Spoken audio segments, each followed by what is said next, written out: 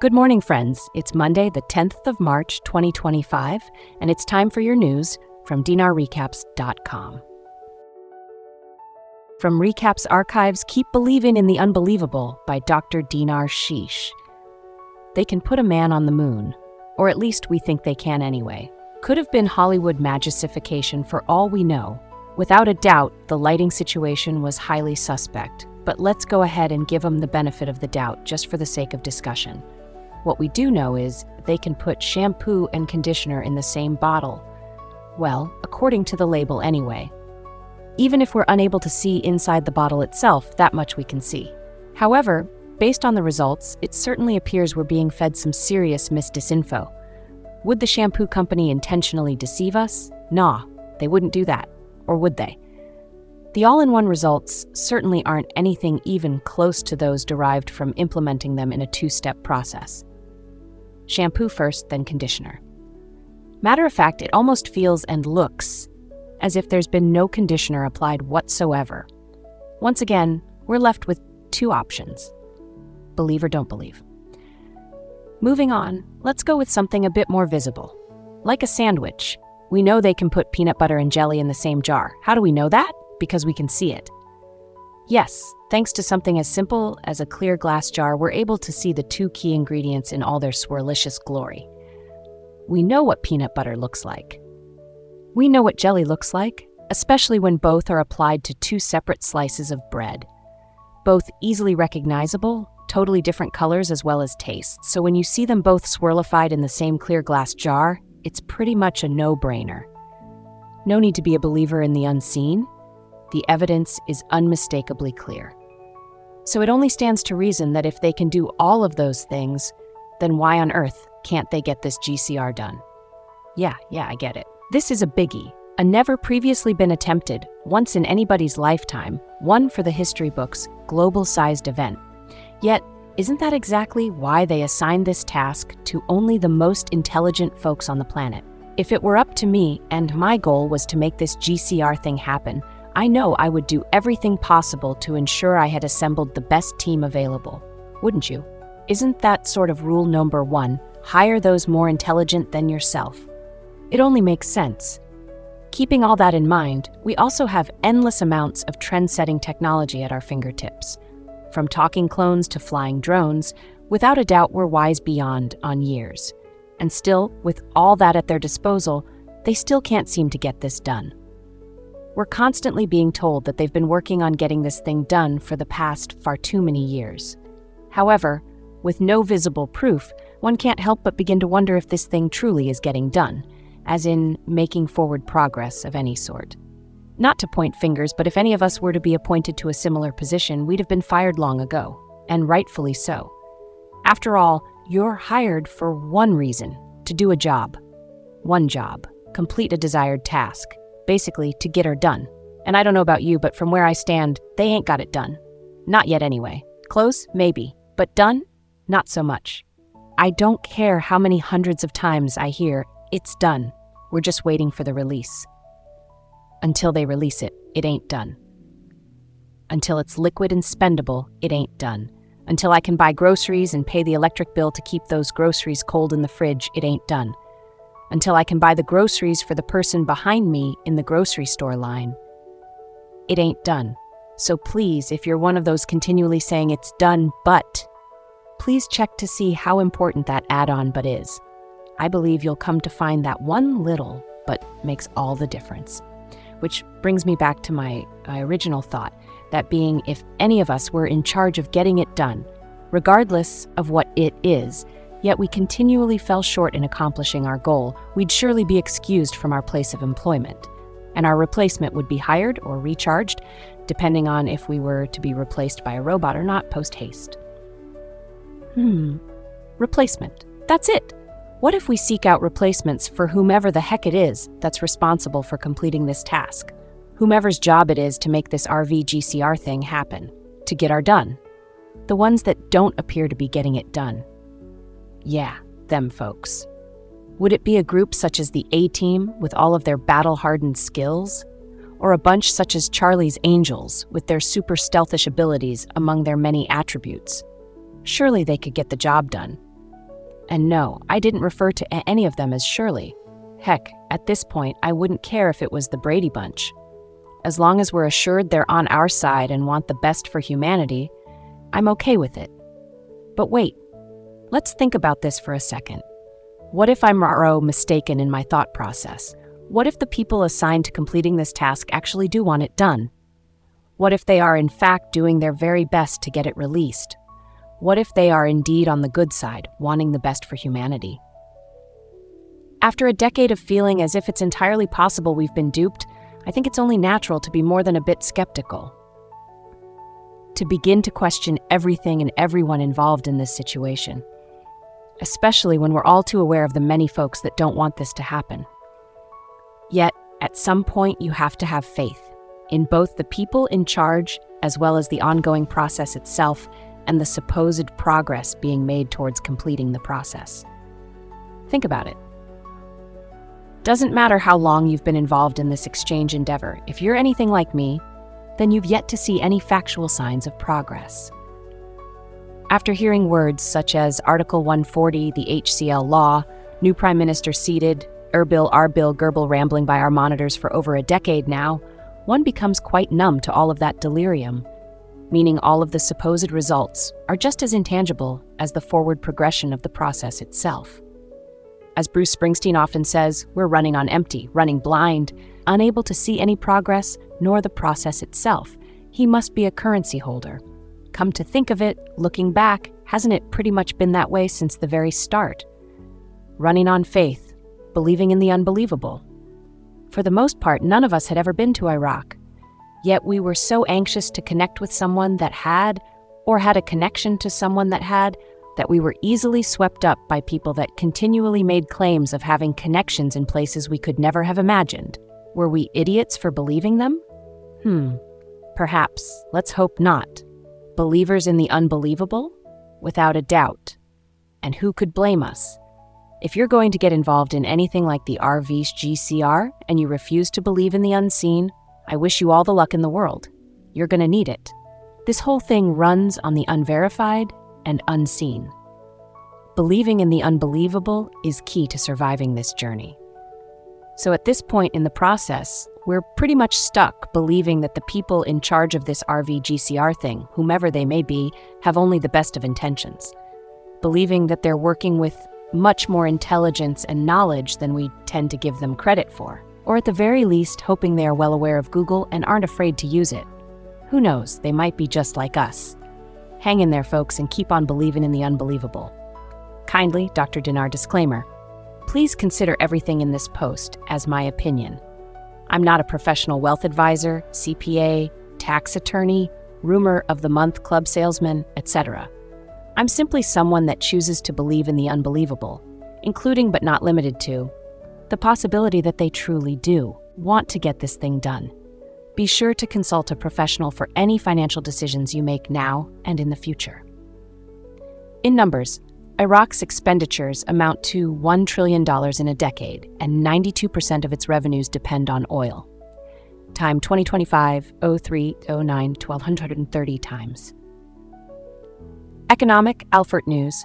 Economic expert Manar Al-Obaidi revealed details of the financial situation in Iraq during the past decade. Al-Obaidi said in a statement received by Euphrates News, a copy of which, total revenues amounted to 1,028 trillion dinars, of which oil exports accounted for 92%, while tax and customs revenues and other sources accounted for only 8%.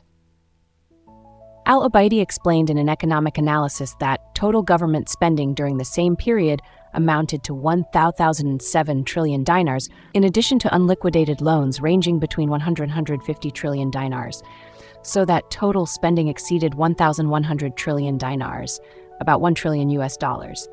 He pointed out that Iraq's annual spending rate is estimated at $100 billion, exceeding its counterpart in countries such as the UAE, $65 billion, Malaysia, $82 billion, and Singapore, $77 billion. Al-Obaidi pointed out the paradox in economic performance, as countries such as Singapore and Malaysia rely on diversified economies that have achieved a GDP of nearly $500 billion annually, while the Iraqi economy remains hostage to the oil sector. with continuing challenges represented by disguised unemployment, financial waste, and inefficient spending. He stressed that Iraq's problem is not a scarcity of resources, but rather their mismanagement, calling for urgent reforms focused on diversifying the economy, improving spending efficiency, and combating corruption. He also highlighted the need to implement the famous development program, saying, "A stable government improves development management," warning that losing any word in this phrase will bring down the entire sentence. Iraq faces deep structural challenges, with a rentier economy unable to absorb its growing population, while its vast resources are being spent without achieving sustainable development, according to the analysis. Iraq's oil exports to America fell sharply last week, Sunday, 9th of March 2025, 11:02, economic number of readings 228. Baghdad, Nina, the U.S. Energy Information Administration announced today, Sunday, that Iraq's oil exports decreased significantly during the past week. The administration said in a table, the average U.S. imports of crude oil during the past week from 8 major countries amounted to 5.577 million barrels per day, up by 42,000 barrels per day from the previous week, which amounted to 5.535 million barrels per day. It added that Iraq's oil exports to America decreased significantly, reaching an average of 46,000 barrels per day, down by 182,000 barrels per day from the previous week, which averaged 228,000 barrels per day. The administration indicated that most of America's oil revenues during the past week came from Canada, followed by Brazil, Mexico, Colombia, Saudi Arabia, Venezuela, and Ecuador. And U.S. Ambassador to Iraq, importing natural gas outside the sanctions system, Energy Economy News, Baghdad. The head of the Parliamentary Finance Committee, Atwan al-Atwani, confirmed today, Sunday, that the Iraqi government is serious about achieving independence in the field of energy, while the Chargé d'Affaires of the U.S. Embassy in Iraq, Daniel Rubenstein, indicated that the import of natural gas is outside the sanctions system. A statement by the Finance Committee, received by Al-Iqtisad News, stated that the chairman of the Finance Committee, Atwan al-Atwani, received today, Sunday, the Chargé d'Affaires of the U.S. Embassy in Iraq, Daniel Rubenstein, and the accompanying delegation, indicating that the meeting discussed ways to enhance joint cooperation between Iraq and the United States of America in terms of managing and developing the work of the financial and banking sector. He added, the meeting focused on discussing the U.S. sanctions file and their impact on the electricity sector, especially in light of talk about the end of the deadline for Iraq's exemption from importing Iranian gas. Al-Atwani stressed, according to the statement, the importance of this visit at this sensitive time and stressed the need for continuous communication to correct the course of Iraqi-American relations, charging the Chargé d'Affaires with an important message to his country's government, which is that stopping the import of gas will have disastrous consequences for the Iraqi people, especially in the summer, as it will cause the collapse of the national electricity system due to the lack of any alternatives at the present time.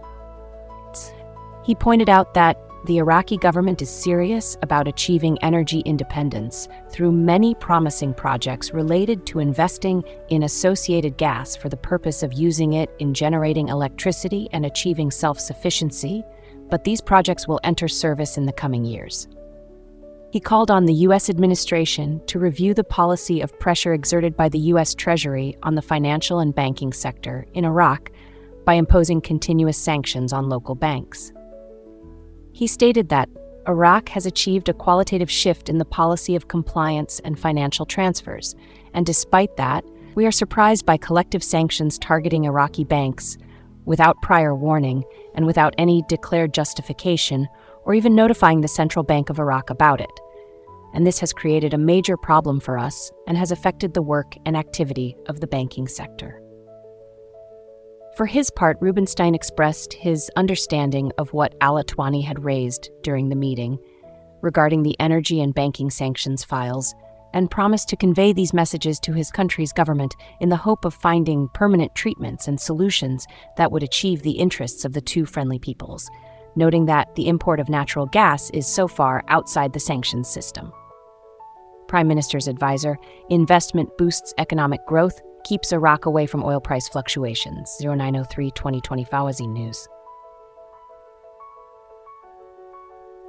Economy. The Prime Minister's advisor for financial affairs, Mazhar Mohammad Salih, confirmed today, Sunday, that foreign investment is an important step towards enhancing economic growth in Iraq and isolating the country from the fluctuations of oil asset cycles and the problems of oil price fluctuations, explaining that linking the international economy to the Iraqi economy contributes to achieving sustainable economic growth based on the indicators of the National Development Plan 2024-2028. Salih said in a statement to the official agency, "The influx of foreign investment to Iraq means the development of linking international economic activity to the country's productive economy, which enhances the environment that encourages investment thanks to what Iraq possesses in terms of material and human resources." He added that this link contributes to enhancing economic growth in accordance with the development plan, which aims to diversify the national economy, stressing that foreign direct investment contributes to introducing advanced technology and improving organizational and administrative thinking, which leads to reducing unemployment, increasing job opportunities, and improving the level of income in the country. Salih pointed out that foreign investment plays a major role in developing infrastructure in many vital sectors such as electricity, energy, transportation, communications, and information technology, and it also contributes to protecting the national economy from economic fluctuations that affect the oil sector. Saleh concluded his statements by stressing that the benefits of foreign investment are clearly embodied when this investment is integrated into the local labor market, which maximizes the economic benefit and increases the employment of the local workforce, thus contributing to strengthening the movement of the national economy. For current and reliable Iraqi news, please visit Good Afternoon, Dinar Recaps, the growing AI role in crypto, rewiring the landscape. The world is facing a new technological race, with AI development growing into a national priority. The recent launch of the Stargate project in the US is a high proof of that. While Trump's presidency is still in its early stages, we can already see the emergence of a trend towards tech centricity, as he plans to pour $500 billion worth of investments into AI infrastructure.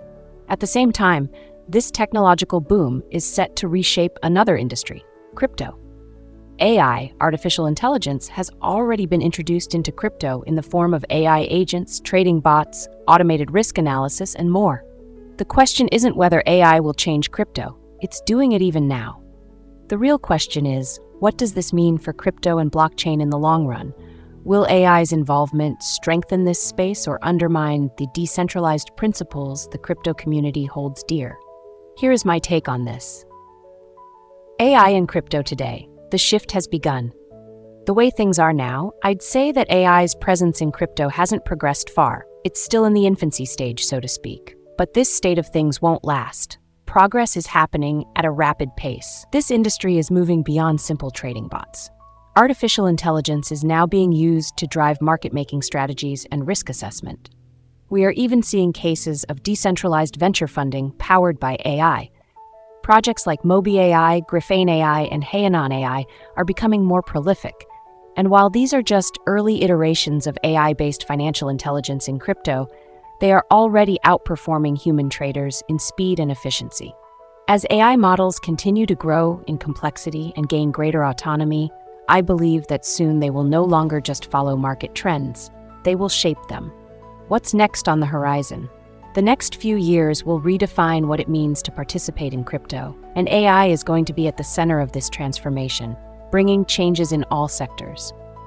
Autonomous AI trading agents are already optimizing market strategies in real time with a level of speed and precision that far exceeds human capabilities. The more these bots advance, the greater competitive edge investors and traders will get from using them. In the field of DeFi compliance, AI-powered tools will become essential for maintaining security. Fraud and illicit transactions are always a point of concern, but AI-driven monitoring systems can analyze activities in blockchain networks and detect suspicious patterns in real time. This will allow them to flag potential risks before they escalate, making this space safer. At the same time, AI-integrated DeFi services will help streamline lending and borrowing by removing human intermediaries. AI models can be leveraged to automatically match borrowers and lenders and adjust interest rates dynamically as market conditions change. And all of that can be done without the need for human participation. I can also see on-chain AI agents playing a prominent part in governance. They can provide real-time market insights, manage portfolios, and even contribute to DAO decision-making by enabling more data-driven governance choices. Beyond financial applications, AI could also solve long-standing blockchain inefficiencies. For example, one major issue with POW, proof-of-work networks, is high energy use. AI can address this by analyzing and predicting network demand, dynamically adjusting energy consumption to reduce waste and optimize performance. Moreover, AI can facilitate sharding, where blockchain data is divided across multiple nodes, allowing parallel processing and faster transaction times. This can help effectively scale blockchain networks, which is a critical step if cryptocurrencies are to see broader adoption. While AI today is still only a support tool, incapable of truly making effective decisions in place of humans, it will not always be so. To my mind, AI has all the chances of evolving into a dominant force that will actively shape the future of DeFi. The risks. Can AI undermine decentralization? While AI promises a great upturn in efficiency, it is admittedly not without risks, and one of the biggest threats that I can foresee now is AI-driven market manipulation. Imagine a scenario where AI-powered trading firms control DeFi, making it that much harder for retail investors to compete. This is already something that we're seeing in TradFi, traditional finance, as high-frequency trading firms use AI to exploit market inefficiencies. The same could happen in DeFi, resulting in an arms race between AI bots, while human traders remain outmatched and essentially get left behind. That said, DeFi has a bit of an advantage in this regard. Its high spreads and transaction fees act as a natural barrier against immediate AI domination. Since trading bots in DeFi must deal with significant costs, it creates a chicken and egg situation. As long as fees and spreads remain high, AI-driven trading won't scale easily. And on the other hand, without a large trading volume, those costs will stay high. This may actually prevent AI-driven market manipulation, since everyone in DeFi has to operate on equal terms. Beyond that, there's also the issue of AI-generated smart contracts to consider. AI can write entire contracts, but what happens if those contracts contain hidden vulnerabilities? Hackers could exploit AI-generated code using adversarial inputs to bypass security audits. A single compromised AI-generated contract could mean millions of dollars worth of losses in crypto assets. This is a threat that DeFi developers will have to take very seriously. You absolutely should not rely on AI to write the code for you. The future of AI and crypto. The AI race is not just a competition for dominance between nations. The real battle is between open source and closed source AI. The introduction of PSYCR-1 has already become the basis for a major shift in this regard. It broke traditional assumptions about AI development, proving that billion-dollar budgets of big tech companies aren't always necessary for groundbreaking innovation to take place. AI development is no longer centralized, and I think that open source models could align well with crypto's values, as opposed to a more centralized approach. The idea that AI will take over the crypto sector is no longer a matter for debate. The only question now is how fast it will happen. At Newshounds News. Daily Hodl. Coinbase hiring spree, 1,000 jobs incoming as crypto regulations improve. Coinbase is preparing to grow. In 2025, the company intends to add 1,000 new workers in the U.S., according to CEO Brian Armstrong.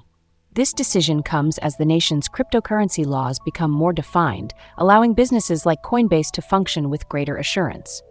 A change in regulations instills confidence.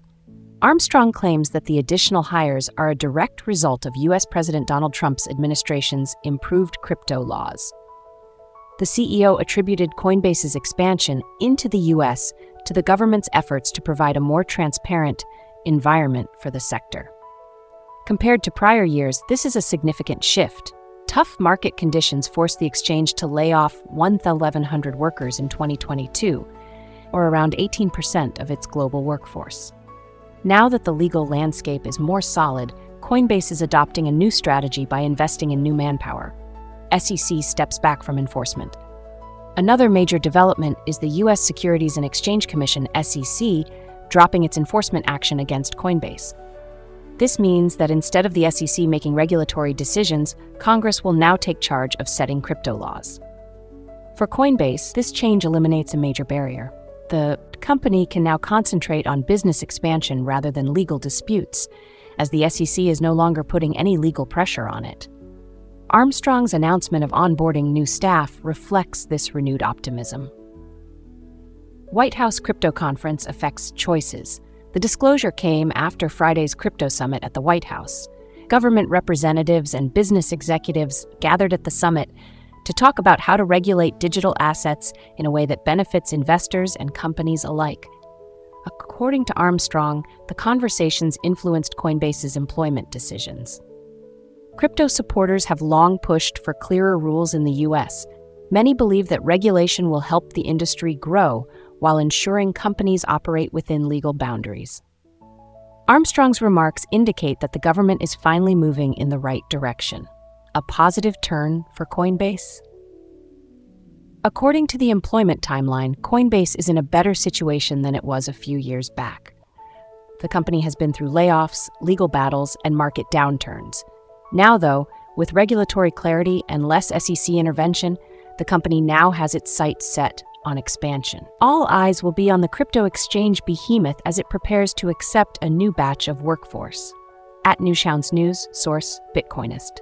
BRICS may be in trouble as experts project tariff-driven U.S. dollar surge. Although we are just 2 months into the year, geopolitical tension has reached a fever pitch. With the United States adopting an aggressive economic policy, a host of nations are concerned over a brewing trade war. However, it could work out in their favor, as BRICS may be in trouble with experts projecting a potential tariff-driven U.S. dollar surge. Under the direction of U.S. President Donald Trump, the nation is enacting a host of tariffs through new policy. Indeed, it is not only BRICS, as Mexico and Canada have suffered from the new administration's effort to balance trade. In turn, it could have a positive effect on the U.S. dollar. BRICS and global market could see U.S. dollar enjoy tariff-driven surge. Since his return to the White House, Donald Trump has sought to do away with decorum and delicacy. In an effort to balance the nation's international standing, Trump has adopted increased import taxes on a host of countries. The question is, will it pay off? The answer could surprise many. Indeed, BRICS may be in trouble as experts project a tariff-drive U.S. dollar surge in the near future. If it does take place, it could see the president rewarded for his policy and ensure the reserve status of the greenback, something that Trump has focused on since his return. According to Goldman Sachs analysts, the U.S. dollar could increase from protectionist trade policies. Moreover, the movement could make the asset even more attractive to currency traders, experts state. The bank states that entities that take long positions in the U.S. dollar will see increased profits as tariffs strengthen its appeal.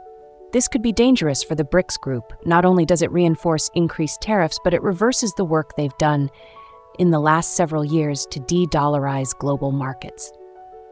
At Newscaster News, source Watcher Gurus. Claire. Mechanism for publishing data on buying and selling foreign currencies. 3/9/2025. The Central Bank of Iraq explains the mechanism for publishing data on the sale and purchase of foreign currencies from the daily bulletin to the monthly report, which will include total enhancement of bank balances abroad, settlements of electronic payments abroad, cash sales. The bank confirms that this decision came in conjunction with the transition from the electronic platform mechanisms to the mechanisms for enhancing the balances of authorized Iraqi banks with correspondent banks, and that the process of enhancing banks does not reflect the daily sales of bank customers until the operations are actually realized.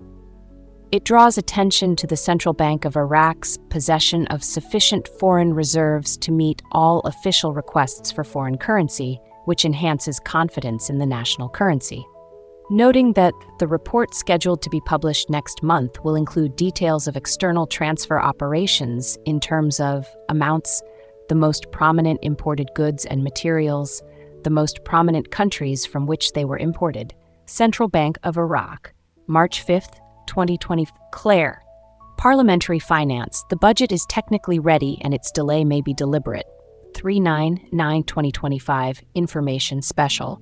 Member of the Parliamentary Finance Committee, Moin Al-Kazemi, called on the government today, Sunday, to expedite sending the budget tables for the year 2025 to Parliament, stressing that its delay may be deliberate, as happened last year. Al-Kazemi explained in a statement to Al-Maluma Agency that the Ministry of Planning has all the priorities and indicators related to the project's investment aspect, including the needs of ongoing and new projects, which allows the government to quickly prepare the required tables.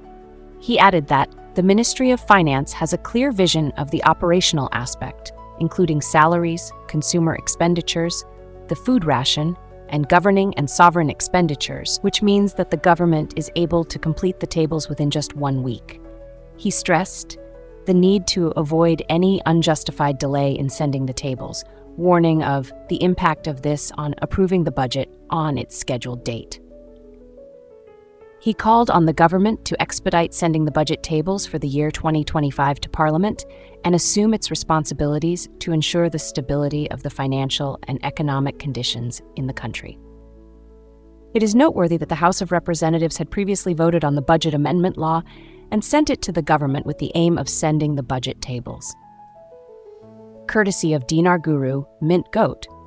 Article: Inflation's freefall. Iraq hits 2.8%. Economic hopes soar. Yes, only 2.8%, and this is fantastic and amazing news since this is way in line with acceptable inflation rates for country, according to the IMF. Frank 26 article, Evaluation of the Central Bank's Journey in 22 Years. This article is very tedious. It is a climax summary of what the monetary reform has done for the banking system, purchasing value, currency itself, exchange rate, all of this. The whole monetary reform education that has been presented up to this date. Behold, who is this coming from? The CBI. To who? The citizens of Iraq. For what reason? Because they've been educated on what they're about to receive and do. This is a wonderful summary. Market crash 2025. The everything bubble is bursting. ITM trading 39/2025. A market crash in 2025 may be closer than you think, as reckless stock market speculation and soaring debt push the economy to its breaking point. With the top 10% pulling back spending and confidence in the U.S. financial system unraveling, this could be the final trigger for a global monetary reset. Watch now to find out what's coming next. Gold. Dollar collapse is a process. It is that obvious. Taylor Kenny. Taylor Kenny, 3/8/2025. In this interview, Taylor Kenny from ITM Trading explains why the US dollar is losing value and how gold remains a reliable store of wealth. She discusses rising debt, market volatility, and the impact of tech trends on our economy, offering clear insights for today's investors. Is gold true money? Introduction to Taylor Kenny. Taylor's personal journey to gold. The truth about the dollar collapse. U.S. job market concerns, daily economic indicators to watch. 742, timing of the dollar's decline. 901, BRICS and de-dollarization.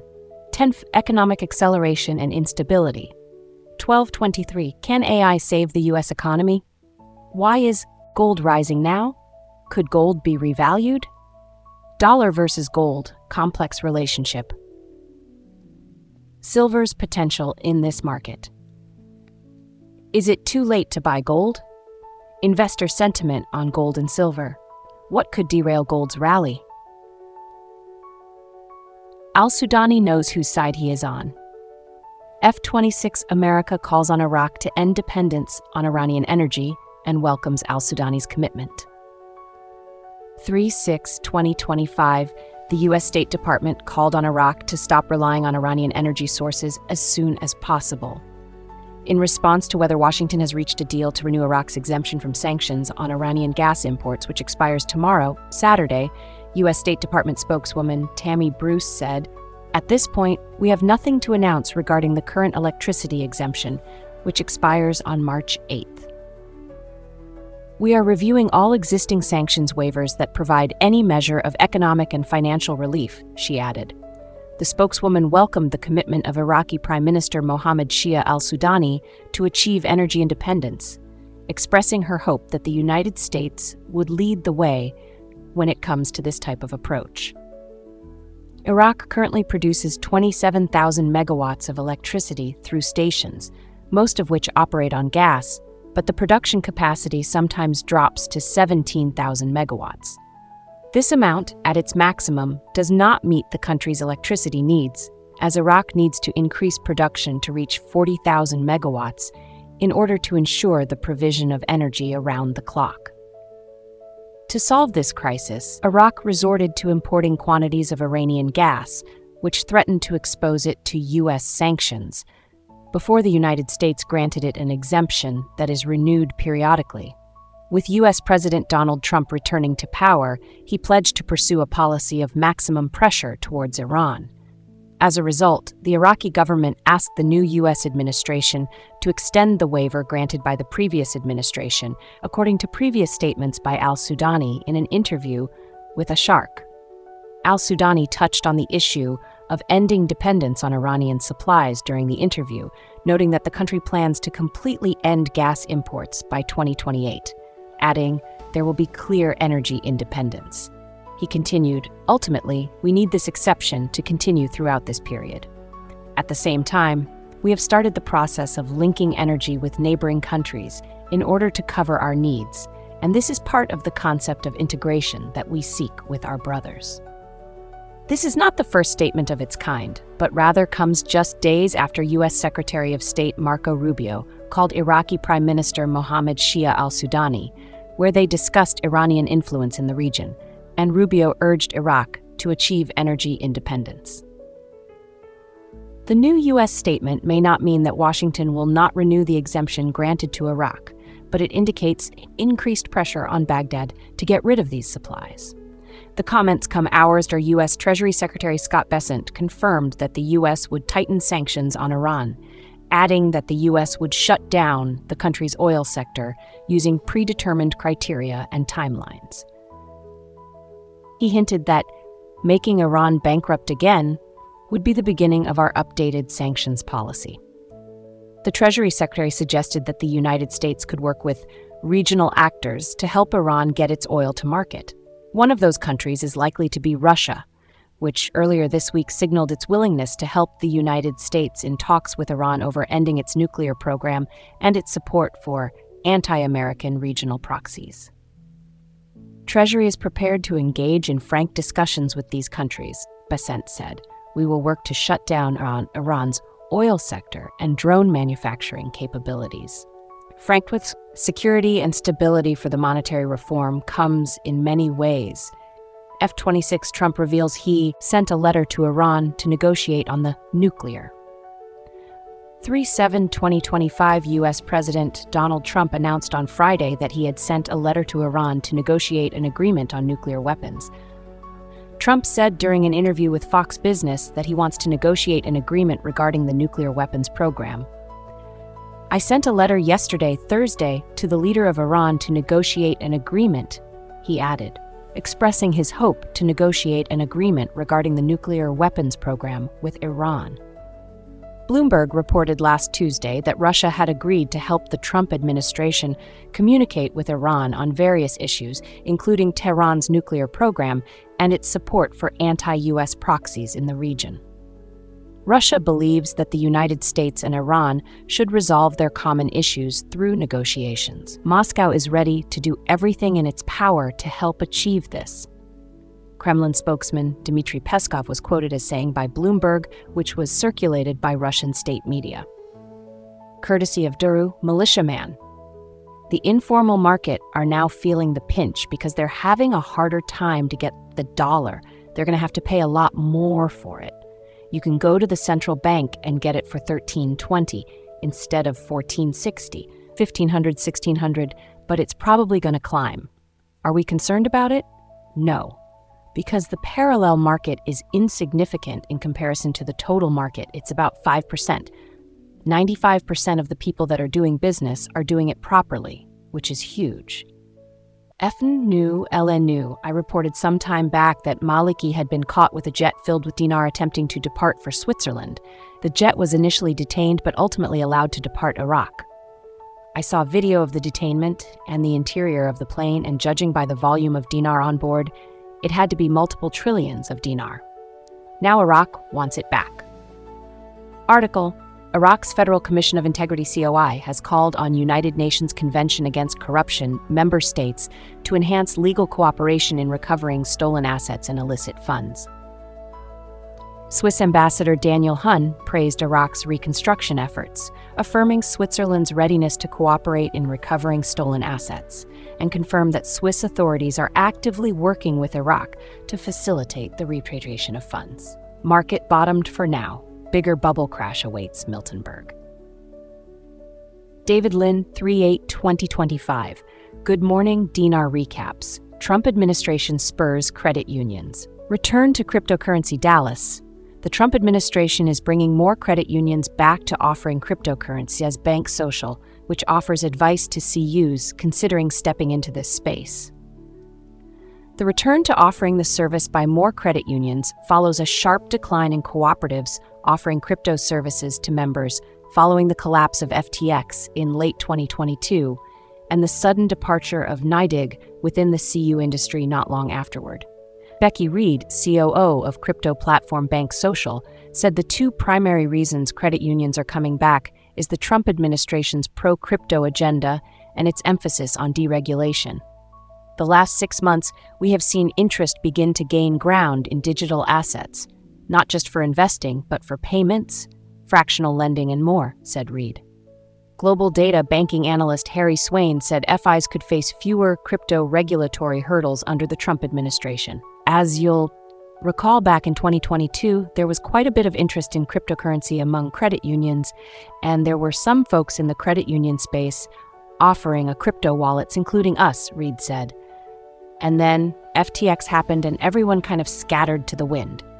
What also left a bad taste in the mouths of credit unions regarding digital currency is crypto platform NYDIG backing out of its agreements with credit unions in late 2023, forcing many members to sell their cryptocurrency, some at a loss, damaging member relationships with CUs that had been working with NYDIG. Non-custodial crypto wallet Bank Social offers a non-custodial crypto wallet, where consumers control their digital money, not the crypto platform, owning their currency from day one. Credit unions were really starting to see the use cases for crypto. In fact, when I would speak at meetings, I would ask people, just like I did in 22 and 23, how many people in the room felt like crypto was a scam. In 22 and 23, a third to half the room would raise their hands. Now, no one is raising their hand, Reed said. People are starting to understand that crypto is not just about speculative investing, but there are real use cases. Reed pointed to the momentum that has been building for cryptocurrency, noting that an A16Z study on the state of crypto in 2024 shows that in the second quarter of 2024, dollars in stablecoin transactions exceeded total Visa dollars. In the same period, Visa had more transactions, but the transaction dollars are smaller, Reed said. The dollars in crypto transactions are massive. Reed said to expect crypto to lead to market disruption this year. I believe the theme song for 2025 is going to be payments and, of course, cryptocurrency and stablecoins, Reed said. With the Trump administration, there's going to be a more bullish approach to crypto adoption because, as you know, the FDIC has come out and said you don't want to play in this space unless you get our permission. Reed pointed out that credit unions have taken a wait-and-see approach, adding that NCUA has said to do what's best for members, making sure the CU is doing its due diligence. The message to credit unions is, don't be afraid to test, try, pilot, she said. Reed asserted that every candidate from the November elections that had a pro-crypto stance was elected. That speaks about what is actually happening on the ground, Reed said. Here at Bank Social, we already started to see more interest in crypto among credit unions before the election. Bullish prediction. Reed explained that Bank Social had about 25 credit unions in its pipeline when the FTX collapse happened, and only about 5 moved forward afterward. Today, several dozens of credit unions are interested, Reed said. We are getting calls from credit unions about once a day. I am being bullish on this prediction, but by the end of 25, I project we will be working with more than 100 credit unions. Reed shared advice for credit unions considering playing in the crypto space. Credit union leadership, as well as boards, need to have what I call a digital roadmap that includes all things digital, she said. Credit unions these days, and all financial institutions, are really interacting with their members in the digital world. Reed said CUs must be learning how cryptocurrency fits best into what their members are doing. Are their members using it as an investment? Or are they using it as a basis for payments? Can they hold stablecoin deposits? They need to understand the ownership economy of Web3. Union boards don't know what Web3 is, she said. I think it's important to understand that's the next iteration, the next wave of the internet. At Newshounds News, source, CU Today. BRICS, why crypto may be clearest path through us. Trade War 2025 has come with rising geopolitical tensions that have created no shortage of uncertainty for global markets. However, with BRICS and the United States set to face reciprocal tariffs, crypto may be the clearest pay through a US-driven trade war. Indeed, the emerging asset class could provide something that both sides want. US President Donald Trump has maintained his aggressive economic policy stance since returning to the White House. Specifically, he has targeted the growing BRICS economic alliance. With his eyes set on securing the end of de-dollarization and the global South seeking alternate trade currencies, they could have a joint solution in digital assets. BRICS and US could use crypto to find way through budding trade war. Donald Trump's contentious relationship with the BRICS alliance is undeniable. The economic bloc has been on the receiving end of several threats, as the president has promised to levy 150% tariffs on the collective. Specifically, he has targeted the group for its past attempts to de-dollarize global markets. However, there could be a solution present for both sides. For BRICS, crypto may be the clearest path through a potential US trade war. Indeed, the asset class may provide a simple answer that gets both sides what they want, in the short and long term. Trump's main point of issue with BRICS is its efforts to move away from the US dollar. However, his weaponization of it reaffirms the necessity of that action. Moreover, the alliance has recently affirmed its decision to find alternative trade settlement currencies outside of the greenback. Bitcoin could be an answer worth exploring for both sides. Adoption of the digital currency could ensure that the blocs don't disregard the US dollar in favor of an alliance-denominated asset. Meanwhile, it is still a de-dollarization shift in its truest sense. Alternatively, the Trump administration has shown an affinity for Bitcoin. With a BTC reserve strategy to be released today, the adoption of the asset class could be beneficial to the United States. A common ground in promoting the use of Bitcoin on a global scale could be the best answer to curtail any brewing trade war between the US and BRICS. At Newshounds News.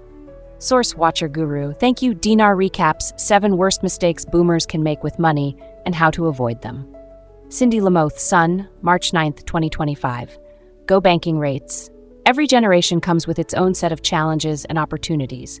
For boomers, there are certain fumbles they can make with money that will significantly hinder their financial situation in retirement.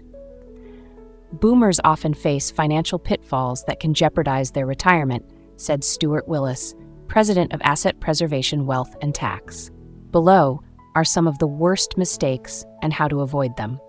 Putting all investments into cryptocurrency. According to Melanie Musson, finance expert with insurance providers, some boomers make the mistake of putting all their investments into cryptocurrency.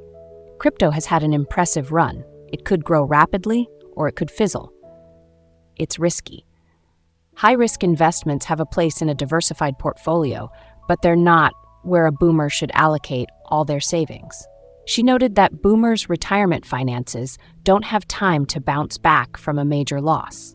Instead of putting everything into crypto, she advised investing in a diversified portfolio favoring are you rich or middle class. 8 ways to tell that go beyond your paycheck options. Racking up credit card debt. Another financial pitfall is racking up credit card debt. Credit card debt is expensive. Interest rates are ridiculously high. If you get into credit card debt, you'll pay back far more than you borrowed, making your retirement savings disappear more quickly than you anticipated, said Musson. To read more, TNT, Tishwash, until further notice, Parliament postpones its session. The media department of the Council of Representatives announced today, Saturday, the postponement of the parliamentary session until further notice. The media department of the House of Representatives stated in a statement received by Al-Maluma that Parliament postponed its session until further notice due to the lack of a legal quorum. It is noteworthy that the State of Law and Al-Sadiqun parliamentary blocs have announced a boycott of the sessions of the House of Representatives until the Popular Mobilization Law is included in its regulations. Link Tishwash. Parliamentary Oil Committee reveals urgent solutions for Iranian gas. The Parliamentary Oil and Gas Committee revealed on Sunday the Iraqi government's intention to import Gulf gas instead of Iranian gas after the recent U.S. sanctions, announcing a project that it is being worked on at high speed in Basra, the far south of the country. The spokesman for the committee, Ali Shaddad, said, "The problem with the Ministry of Electricity is that it has established stations in the Iraqi provinces that depend on gas only, while the stations in Basra are complex and operate on gas, crude oil, and black oil. And this is what contributed to the stability of the electrical system in the province." He explained that the Prime Minister personally follows up on the completion of the gas pipeline project from the floating platform in Basra on a daily basis, indicating that the Ministry of Oil began working on it about 30 days ago, and it will be completed at high speed within 120 days. He added that the completion rate has exceeded 30% so far, stressing that the project will contribute to transporting Gulf gas in quantities of up to 200 cubic meters. Link Tishwash. Regional oil companies seek agreements to resume oil exports, and America is interested in reopening the Ceyhan pipeline. The global oil company AP Kur, operating in the Kurdistan region, seeks to sign clear agreements with Baghdad and Erbil that guarantee the payment of its past and future financial dues in preparation for the resumption of oil exports, as it confirmed that the United States is still very interested in reopening the Iraq-Turkey Ceyhan export pipeline from the Kurdistan region's fields. In an interview with the K24 news website translated by Almada, the spokesman for the AP Group, Miles Kaggans, described the recent meeting in Baghdad as a step forward in discussing the resumption of oil exports from the Kurdistan region, stressing the need for clear agreements and written guarantees. Kaggans said in a statement to the news website that the meeting allowed the member companies of the AP Group to directly convey their conditions to the federal government authorities in Baghdad and the Kurdistan regional government. Among the main issues discussed in the meeting was the selection of an international consultant to evaluate the costs of oil production and export. The AP Group has urged the Iraqi government to define the scope of the consultant's work, his responsibilities, and the timetable for his activity. The Epicor Group provided the Ministry of Natural Resources of the Kurdistan regional government with a list of independent experts specialized in the assessment process. The report indicated that other meetings are planned to establish agreements through which oil exports can be allowed to resume through the Iraq-Turkey Ceyhan export pipeline, which is a priority emphasized by Iraqi Prime Minister Mohammed Shia al-Sudani. The member companies of the Apicorp Group called for the conclusion of transparent and fair agreements regarding future financial payments, in addition to settling and paying the debts due for invoices amounting to $1 billion. Kaggans, an Apicorp spokesman, said, "We need written guarantees, and we have proposed solutions," noting that Apicor is open to receiving financial payments, whether through the companies selling their allocations of produced oil or through cash payments through escrow accounts, to ensure that the amounts due are paid on time. He stressed the need for financial agreements not to be affected by political aspects and atmospheres. While Turkey announced that the Iraq-Turkey-Ceyhan pipeline is ready for operation following inspections, the Epicorp Group stressed the need for agreements between Baghdad and Erbil to allow exports to resume. The Epicorp spokesperson highlighted the strategic importance of oil exports from both the Kurdistan region and southern Iraq, stressing that a stable energy sector would strengthen the country's economic and security position. He also reiterated that Epicorp has no oversight role over exports, which are the responsibility of the State Oil Marketing Organization, SOMO, and the Iraqi Ministry of Oil. Kagan's added that the United States remains very interested in reopening the export pipeline, and that the Trump administration is discussing the matter with the previous administration. Given the important development and the humanitarian and military assistance that the United States provides to Iraq, Epicorp calls on the Iraqi authorities to treat American and other foreign oil companies fairly, especially those operating in the Kurdistan region. The only obstacle to resuming oil exports is the need for clear agreements, Kagan stressed, noting that a simple 3-page document could solve the problem and allow exports to resume according to standard commercial procedures and practices. While negotiations on this matter continue, the Epicorp Group expressed its readiness to meet again and reach an agreement that benefits all parties.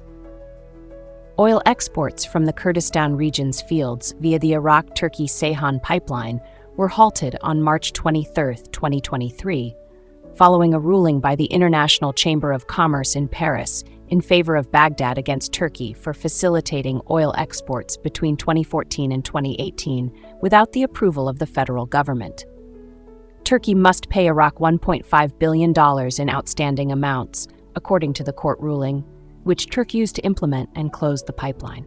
Reports indicated that the chronic closure of the Ceyhan export pipeline has caused significant losses to both Baghdad and Erbil, as it has halted crude oil exports at a rate of 450,000 barrels per day, a figure that represents 0.5% of global market supplies.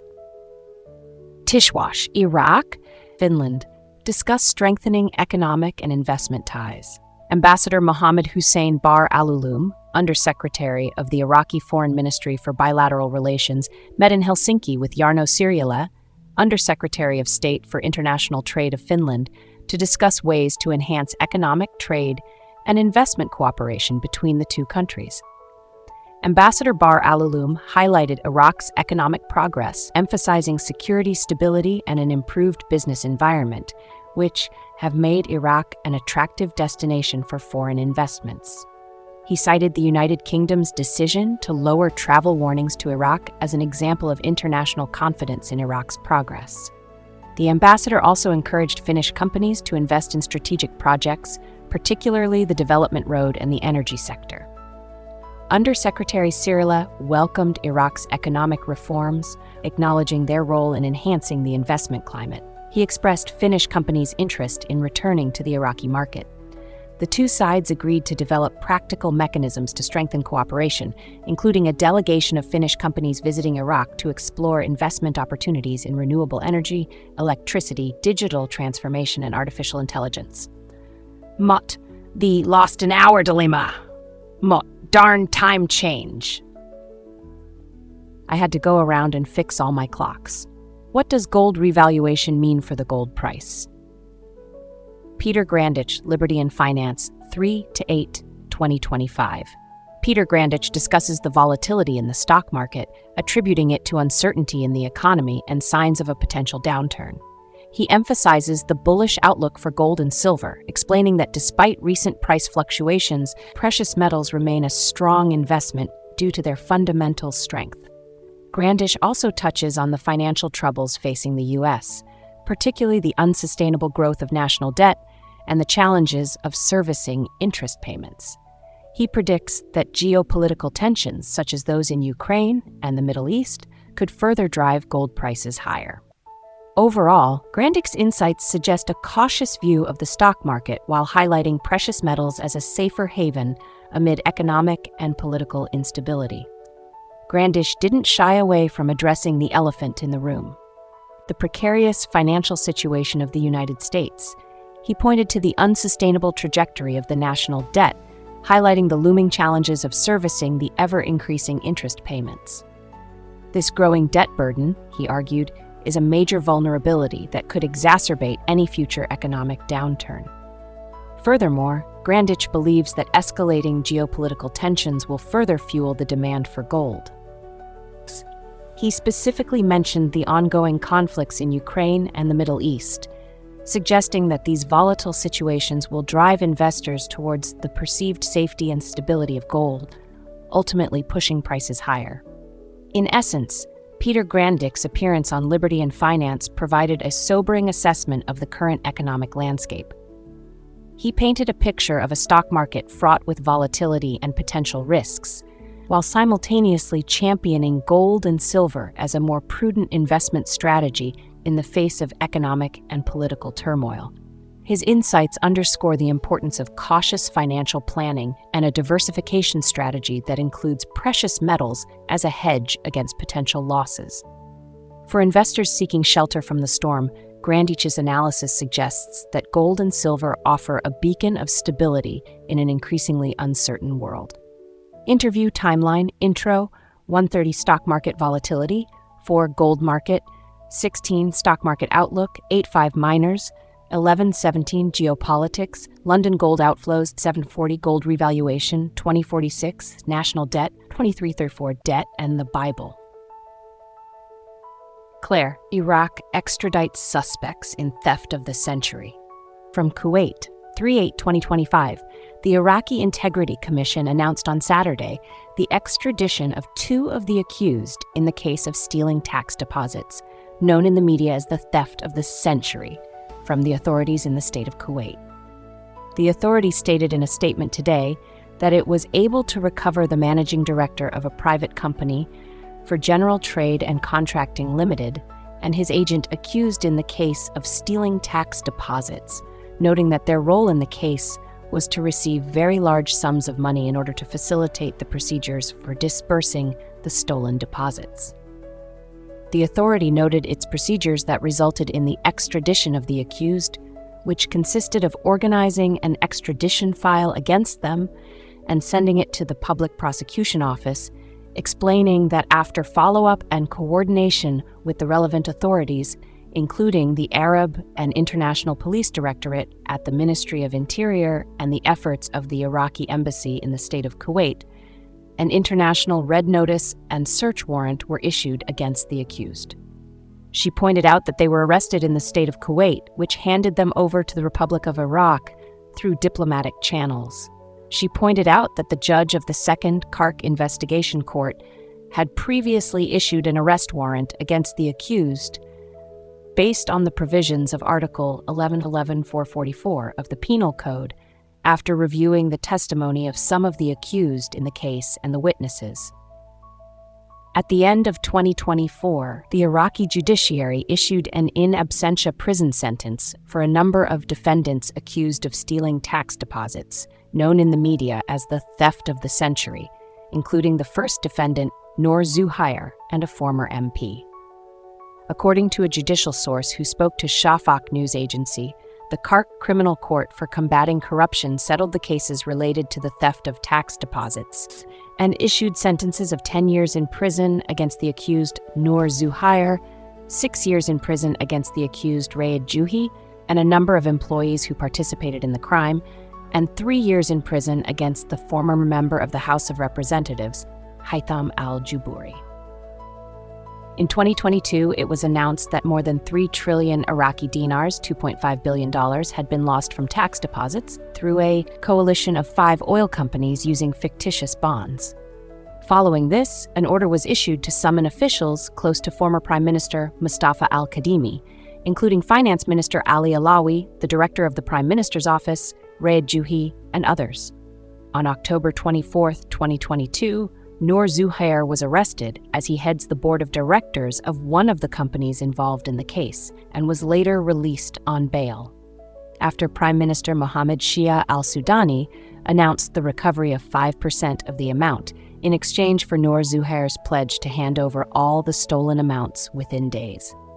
The Anti-Corruption Court set August 14, 2024 as the date for Noor Zuhair's trial, but the trial was postponed several times due to the defendant's absence. Alalak, we will witness a comprehensive digital transformation in the financial sector. 3/8/2025, Baghdad. The governor of the central bank, Ali Alalak, announced on Saturday that banks are close to being converted into smart platforms using artificial intelligence, noting that Iraq will witness a comprehensive digital transformation in the financial sector. Alalak said in a statement reported by the official news agency and reviewed by Electasad News that despite the great strides that have been made to activate electronic payment methods, which are a fundamental step in the digital transformation, we will soon put this stage behind us, because even the current electronic payment methods and tools are being changed and developed very quickly.